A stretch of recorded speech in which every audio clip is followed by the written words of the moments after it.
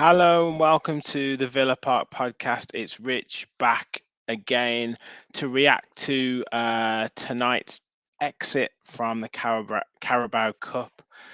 I've got George with me at Fowler Legend. Hello, George. We were discussing just yesterday, about how high our hopes were, and as we said before we came on the show, it's always that hope that kills you. Yeah, hello, Rich. Hi, guys. It ended up being a disappointing evening. At least I guess we've had a bit of entertainment there, and we've given them a good run for our money. But eventually, it's all ended in tears, as it usually does. Yeah, it's just we'll get into the game. We'll get into everything to do with the match. Trying to do it in a little bit of order. And as always, thank you so much for everyone tuning in. Please, as I say all the time, drop us a like on the video. Get us involved in your comments. A lot of it will be driven by your comments tonight. It's your live reaction. So yeah, get involved in the comments, your thoughts on what happened tonight. And yeah, don't forget, please subscribe to the channel. The growth has been amazing. We're up over 630 subscribers already, so that is absolutely phenomenal. So thanks everyone for that. Just like I say, comments flying in. We'll get into it because there's some, we'll talk about individual players, we'll talk about mistakes and all that as it goes. But obviously, first things first, the team that Emery put out. What were your thoughts on that initially? Because I know we both echoed the same thoughts. But yeah, what were your thoughts on the team?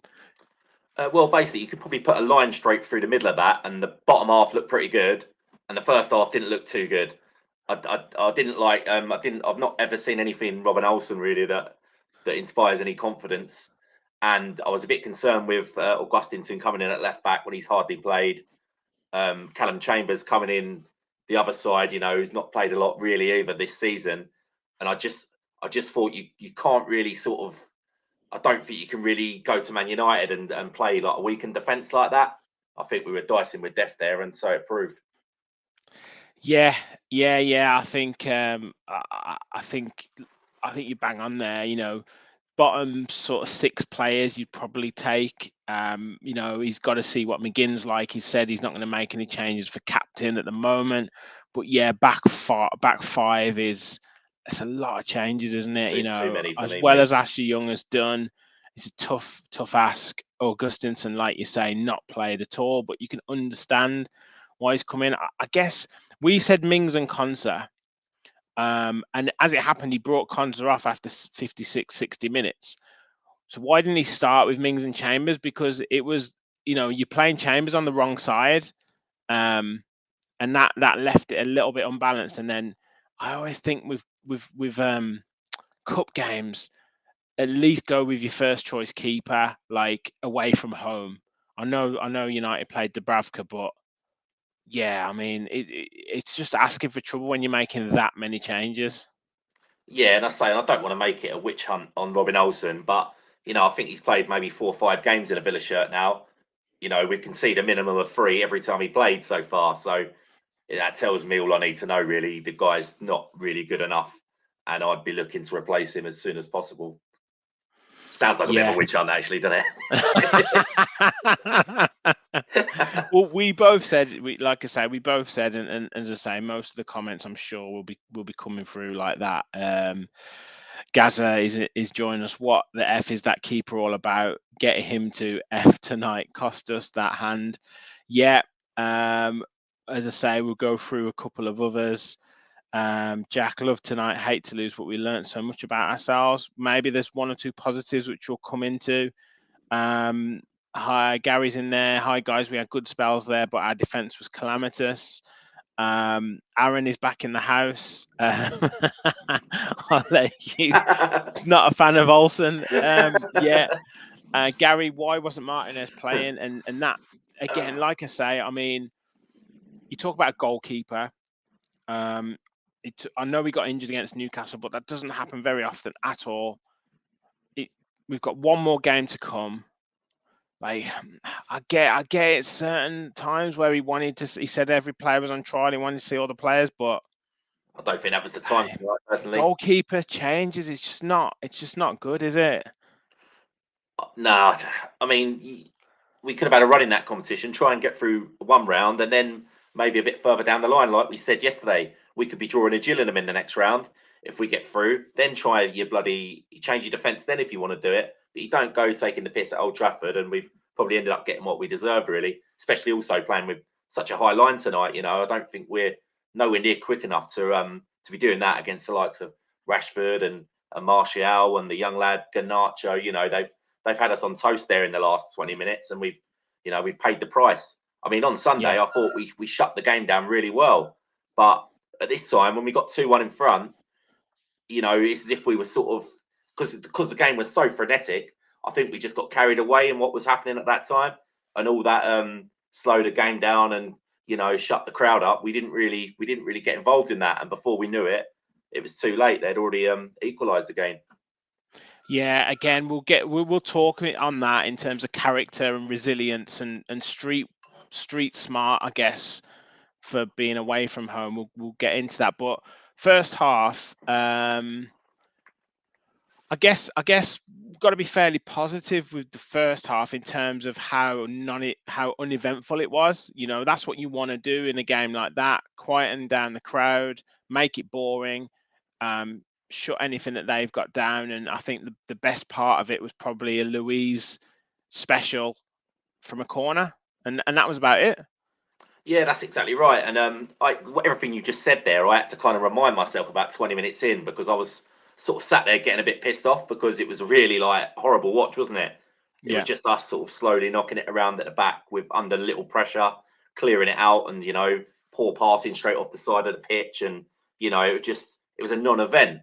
But then again, everything we've just been saying in the last couple of podcasts, that is streetwise football, isn't it? When you go to somewhere like Old Trafford, like you say, you want to piss the crowd off, get the United players sort of a bit aggy and a bit pissed off as well.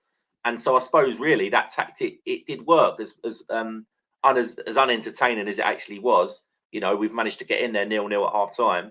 So yeah, we're just gonna have to grin and bear that. It's horses for courses, isn't it? And that was just one of those games. Yeah, absolutely, and that would be one of the pleasing aspects of that for Emery, like keeping organised, keeping shape, making it difficult for the opposition, and then obviously the goal, like straight after half time, is almost like the perfect tonic. And what a goal it was by Ollie Watkins. Yeah, it was a great goal actually, and I guess Ollie's really he's quieting down a few of the doubters there that talk about his one-on-one finishing because it was a great run straight through and a really composed finish, and great goal for Ollie. Yeah, and we've said a lot of times, if he could do that kind of dink over the goalkeeper, that would be so much more helpful for him because we've had, I think it was the Leeds game where he was on one on a couple of occasions and just hit it straight at the Hits the keeper goalkeeper, all the time, doesn't he? Yeah. and and it just shows you the effectiveness of that dink because like De Gea nearly got his hand to it, but he hasn't he can't quite work out where it's going to be. So yeah, so it just shows you the effectiveness of it, and also what was really pleasing to see was Watkins, like calming himself down before that finish. Like you saw, like the 3 steps where he kind of lengthened his stride and he took it really well. Yeah, fair play to him. It was a really good goal, and that should hopefully might get him on a bit of a goal scoring run now. Yeah, fair play. It was a really good finish, and at that stage, everything was going very well into the book. Well, 30 seconds later, Yeah. I mean, one straight ball down sort of our left hand side, their right hand side, and Augustinson gets caught square, and I think it's Chambers down that side as well, and it's just, I don't know. I guess it goes from the sublime to the ridiculous, doesn't it? And this is Villa summed up in sort of 1 minute. Yeah, I mean, I'll be honest with you, I was still pretty much still celebrating. And you know, and I sort of just come to my senses, and I'm like, oh no, and you can see it coming, and the ball's in the net. You know what I mean? And I'm like, here we go again. That's got to be what fucking excuse my language, 4 or 5 times now this season we've managed to do this. Yeah. Literally score a goal and concede with the following attack. You know, it's just we're not learning from our mistakes, are we? I mean, No. as Sam said on the group chat, you know, it probably was a good goal in all fairness, but we've got to be more aware there and sort of more switched on after getting the lead and, you know, just handing it straight back. Yeah, 100%. And then we've, like I say, I think Gaz has mentioned there, made a couple of changes.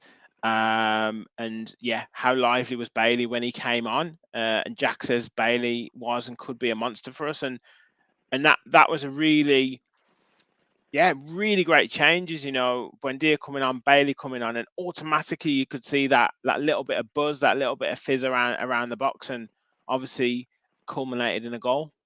Yeah, for about 20 minutes after Bailey came on, we that was our best phase in the game, wasn't it? You know, instant gratification with the second goal. You know, great work there from Bailey. He's managed to sort of get the crossover, and it was Dallo in the end that sort of converted into his own net. Yeah. So I think we had some good play on the around the box, and then I think it was Young who put it in the. Was it Young who put it in the box? I'd have to see it again, And mate. then To I be think fair, Bailey then went to head it back across the box, and it went in off that's it. Sorry, yeah, it's a header across, wasn't Dallo's it? foot. So yeah, and then you're thinking, and I was literally just thinking, like, these subs are great. Like, how good is Emery with his substitutions? You know, every substitution he makes comes on and makes an impact. You know, Yeah. Buendia was buzzing about. Bailey was flying, you know, like, and I was thinking, yeah, this is great. Like, and then, Well, there was a couple of and then, chances, weren't there? There was a couple of yeah, chances just after that where yeah, Watkins really Bailey was screaming, wasn't it? Watkins for an easy yeah, pass across, but yeah. Watkins kind of like you could see he considered giving him the pass, but selfishness He got the didn't better of back him, and himself. He didn't back himself to play the made pass. a big mess of it. And Yeah, then shortly after, Bailey did very well again, didn't he? He got himself out of a tough situation and then went on a mazy run, put Watkins straight through, done all the hard work, and Watkins done a Watkins and completely fluffed it. You know, yeah, that's 2 chances there to put the game to bed, and it's ended up coming back to bite us. yeah, and obviously, I'm just trying to think of the order. Obviously, yeah, Gaza said then Mings ruined it, but it just seemed like, I think you hit the nail on the head. It was like we were playing that high line, and we were getting away with it in the first half. There's a lot of offsides, but you could see that we were just creaking that tiny bit, and Augustinson and Young were getting more and more tired. Rashford, Martial, and then Garnacho, who came on, were having more and more influence, and you could just see us creaking. And then that Rashford goal to make it 2-2, just a comedy of errors. Like, Ashley Young not great, and then Mings slipping, and then Yeah. I don't think he wanted to bring him down, like, which is obviously that case. And once Rashford's in that area, that position, it's a goal, but it just looks comical, doesn't it? Yeah, it was, mate. Unfortunately, and just as we keep saying with Mings, and you can't really blame him because he was the covering defender anyway. But of course, he has to slip over right there and then. You know, he's in a position where I think Rashford's not going to. He's going to probably hit the shot at Mings, but of course, Mings slips over, little sidestep to the right of him, and bang, and it's in the net, isn't it? And as usual, Mings looks probably a bit worse than he was. Well, I think it was a little bit unlucky, but you know, that's just the way it goes, and that is just his luck sometimes. Yeah, for me, it was Ashley Young getting caught Yeah. square again. Like, the fullbacks today in the second half really struggled, Well, you're going and to against that sort of pace, aren't you, all the time? exactly. They got more and more tired as the game went on. They weren't getting back like they were in the first half. Their wingers, they were just standing on our players, and then we were just asking for trouble, and then like I say, it was Mings's error for Mings and Young for that one, and then and then up steps Robin Olsen, and we're getting all of the comments. So I'll go through some comments on Olsen, because I think T1 who's joining us, I don't think she's Olsen's biggest fan. Duncan says Mings and Olsen mistakes. T1, I hate Robin Olsen. Aaron's, yeah. All of them. We'll go into some performances of certain players as well. But yeah, I mean, how many goals is it now? I think one of my friends messaged me saying 3 halves of football in the last sort of 3 weeks, and it's 8 goals. Yeah, it's obviously not good enough, is it? And you keep shipping up at that rate, you ain't going to get any results. It's as simple as that. We've got to start being a bit more smarter away from home and quietening the game down rather than just keep conceding at will. He's just so erratic, though. Like, I mean, I get it that Emery's asking the keeper to kind of be like play it out from the back, and in some circumstances, I said that like that's what got him in trouble with Petr Cech. Oh, Because sorry, Petr Cech mate. Is that Olsen that's done that, or Villa? Is that you just done about Olsen's games with the goals conceded? Yes, Oh, right. God. Olsen's had 3 halves of football. Yeah. So he played the second half against Newcastle, and he's played 2 halves today and he's conceded 8 goals. Oh dear. Yes. Doesn't look good, does it? Nah, and obviously he wants him to play football out from the back, and you can see him trying to do it, but he's just so erratic. That's like, even just balls that you think coming into the box, and you think he should be claiming it, or he Yeah. just Very casual, he wasn't he? made one great save from Fernandez, but then just completely misses a ball, or doesn't come and claim across. It's just, it doesn't inspire any confidence in your defenders. No, definitely not. I mean, and it was literally from the off in the game, wasn't it? I think there was one where he was sort of, the ball was just heading sort of back into his direction, and you're like, "Come on, Olsen, come and get it." And he's sort of ambling over, and by the time he's got there, he's almost on the verge of conceding the penalty because he's lost that many yards in just his little casual approach to come and get the ball, and that should have been the warning signs there and then. But he sort of didn't really learn from it, did he? He got away with it a few times with a few nice touches and last ditch sort of turns away from attackers. But yeah, in the end, there's only so many times you're going to do that, and he's ended up conceding a few. Yeah, and yeah, the fourth goal is arguably his fault as well. It was a good ball in from Garnacho, but the ball's in the 6-yard box. Like, why aren't you taking man Come and and take ball? it. It's just, I don't know. It's just comical goalkeeping, and I don't really know what it is. But other than Jed Steer, like, who was out in the wilderness for so long and then came in as a second choice goalkeeper and did so well in the Championship. When was the last time we had a really good second choice goalkeeper? Yeah, I mean, because when we signed Martinez, we let Heaton go very quickly, didn't we? And now Heaton is still sitting around at Man United, I think, as maybe third choice. Yeah, So he's gone there and never played a game. So, it's a shame we couldn't have kept Tom Heaton because he did well for Villa before that horrible injury he got. But yeah, I think Emery's probably seen enough of Olsen on just today's showing, and he'll probably be thinking, yeah, we need to get shot of this guy and bring another one in. yeah, yeah. I think so. I think so. Um, so yeah, I think let's talk on some other performances, more on the negative, and then we'll go on to like the positives. Um, like, yeah, there was a few players that didn't really show anything to the manager, and I'm thinking Chambers in particular. I'm thinking Augustinson in particular. Maybe it's just a little bit of a lack of fitness, but yeah, one or two of them didn't really do themselves justice. No, that's right. Yeah, them two especially. I always said about Chambers that was the thing. If because we got him so cheaply, I always said the more games Chambers plays, the more chance we've got of seeing the reason why we've not paid much money for him. Do you know what I mean? We sort of last year was very good, wasn't he? Whenever he came in, But a bit sloppy today. But like you say, hasn't played. I'll tell you, who I thought was poor today, or just didn't really get sniff, was Danny Ings again. He was just really on the edge of the game the whole time he was on, and he was rightly hooked there. I just think personally he's not for our team. He is not for our team. Like we need. I'm sick of saying it, but particularly away from home, we need a target man. We can't hold the ball up.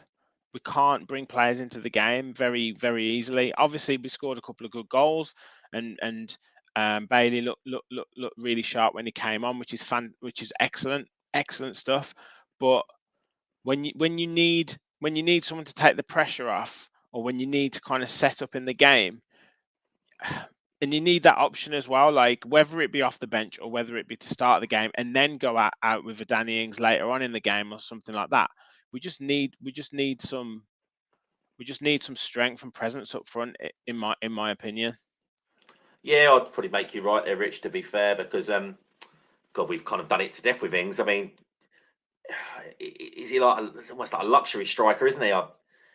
He does, he does work hard at times, but I think we've got to have more possession for him to be doing his best. You've got to get in the ball. You've got to get in the ball, but he's Yeah, just not for our team. He just doesn't work. He's not a bad player, but in yeah, my opinion, just doesn't work. Like even when he scores, like he scored 2 goals against Brentford, fantastic. But he probably had like 15 touches in the game, which is fine.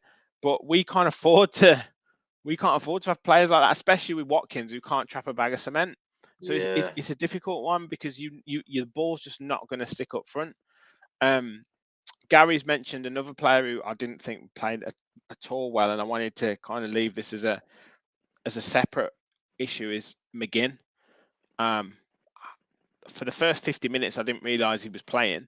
Just didn't get involved in the game at all. But I just feel like that game intelligence, that quality that you need, like if you're looking at, say, even like to an extent Louise, who's come under a lot of criticism, but certainly Kamara, their ability to see a pass before the ball's got to them and play it first time just leaves McGinn just that half a second behind, and it's so obvious to see now. The quality is just not there. Yeah, I think time has maybe caught McGinn up. He was the level required for the early, like for the Championship years and the early couple of Premier League years. But I think now, kind of, we've seen the best of McGinn, and I don't think he's going to get any better now. And it's, we might be looking at the time where we sort of upgrade on him. I mean, don't get me wrong, he did some good work today, but I found maybe 2 or 3 times he'd make a really good tackle. He'd come out with the ball, and you're like, I'm here in my bar clapping, going, "Well done, John." And then the next thing you know, he's lost the ball again because he's dithering about making the next pass, thinks he's got more time than he's got. And before you know it, he's lost it again. And it's all, he might as well have not bothered in the first place. I mean, Yeah, he's a bit short of confidence at the moment as well.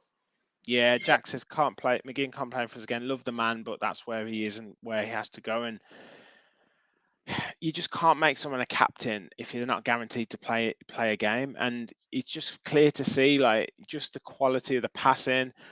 His kind of trademark was that kind of sticking his arse out.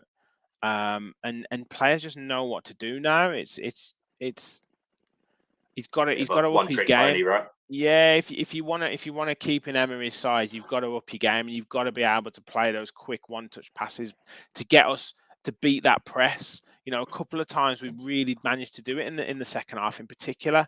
1 or 2 quick passes, and we were through. Bailey's running with it, Ramsey's running with it, who I thought was on the edge of the game again today. Um, and we're through. But if you're one of your midfielders who's meant to be part of that quick passing, unless he's like a Dendoncker who's going to really break up play and then give it to the players who can do that, you're wasted. Like, as I say, I thought he was just a wasted player, and we had 2 of them in the first half, which we managed to contain because we'd contained United throughout that first half in McGinn and Ings. But then as the game wore on, you just can't afford to carry those players. No, that's it. I mean, it probably got away with it a bit more in the first half because United were a lot more wayward with their passing and it was at a much slower pace. But once they did get up to speed, yeah, we were found wanting, I thought, in quite a few positions tonight. Couldn't live with the intensity of United in the second Yeah, half.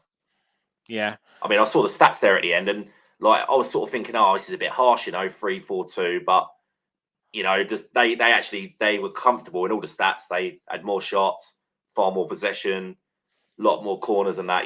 So it looked like it was probably about the right result in the end. Yeah, well, let's talk them through. I haven't got the slide, unfortunately, but 59% possession for United against 41% for us. XG 1.9 against 0.66 for us. 19 total shots, 5 for us. 4 big chances for them, 1 big chance for us. 84% passing accuracy out of 430 passes for them. 79% out of 278 for us. And then 5 shots off target. They had 8 shots on target, and then we had 2 off target and 2 on target. Hit the woodwork twice. Shots inside the box had 13. So yeah, I think it was pretty dominant, particularly that second half.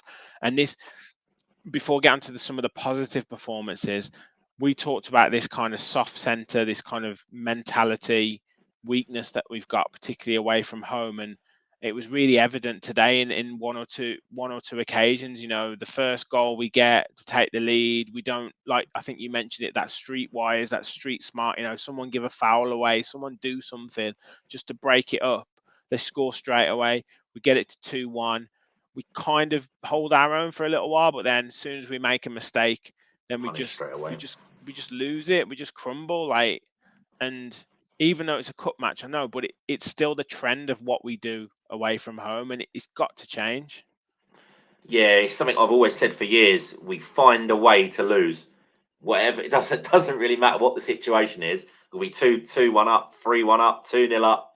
We will inevitably find a way to throw it all away and heap pressure on ourselves, and then eventually collapse. And it's I think it's something that's deep rooted in Villa's DNA. And I really hope that Mr. Emery is the man to finally stop that, because as fans, it's soul destroying at times, isn't it? Especially there when you've taken the lead twice at Old Trafford, and it's looking like it's going to be a famous win for you, and then you end up on the arse end of it, 4-2 defeat. You score 2 goals away from home and you take the lead twice. You expect You've something, got to right? be you've got to be winning that game. It's just criminal not to be defending better than that.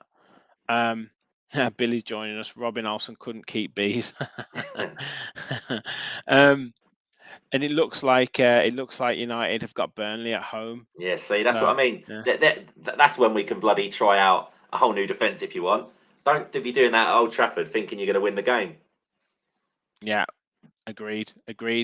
Couple of positives. I think Rachel's mentioned there. Emery didn't do anything wrong. Most of the subs were correct at the right time. Also making mistakes made the defence on edge, so our fragility was exposed. I guess from a coaching point of view, manager point of view, he's got to have a look at some players. He's got to test out, one or two things, try out one or two things in the game. And from a coaching point of view, parts of the game, the first half particularly, some of the quick passing, scoring 2 goals away from home. He's got to take 1 or 2 positives from that, and us Villa fans, seeing what he's trying to do and what he's done in a short space of time has to be a little bit of a positive. Yeah, don't get me wrong. We've played our part in that second half, as they said on the TV. I think we had 20 minutes there where we was really good, but then unfortunately, like United had the following 25 minutes, and they just did more than what we did with our spell. But as for Emery, they're saying he's not made any mistakes there. Personally, I think that the playing out from the back worked okay in the first half when as I said before, when United were playing slow and ponderous. But once they got their intensity up to that sort of the levels of the second half, I think it was just leading to our own downfall. We're pissing around, trying to pass it around a keeper that's not comfortable doing that. And we had a couple of warnings before that silly last goal went in. I think we should have resorted to like knocking it a bit longer at that stage, because you could kind of see it coming, couldn't you? United were all over us, the crowd were up, and I just think it was a bit naive personally, and I reckon that might be a little bit of a rude awakening for Emery there, seeing what you're up against in the Premier League again.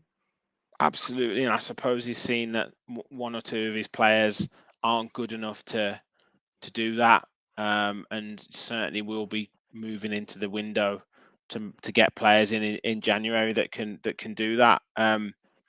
Yeah, like I say, great numbers watching. So thanks everyone for tuning in. As I said before, please drop a like on the video. We are 630 plus subscribers now, well on the way to 1,000. So if you're not already subscribed, please just click that subscribe button. It would mean the world to us.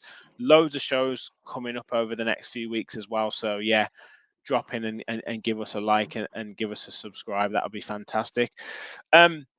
Louise, again, quite positive. Kamara as well, getting 90 minutes. That's got to be a positive as well, mate. I know he tired a little bit at the last 10 minutes, but some of his tackling, some of his passing was really nice to see.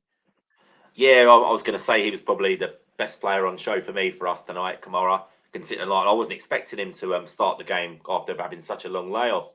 But yeah, you can see he's quite his class really, isn't he? He sort of makes it all look quite effortless. He's tackling, he's never busting a gut, but he's sort of really good at the little interceptions, just the nicking the ball here. You know, he's got a lovely turn of pass as well. Just a nice tidy player, and yeah, I think he's only going to get better. Yeah, and as you say, Louise was decent as well. Yeah, say Leon Bailey, big spark when he come on. I thought he done very well. Other than that, scratching around really, thinking of any other. Who else would you say, Rich?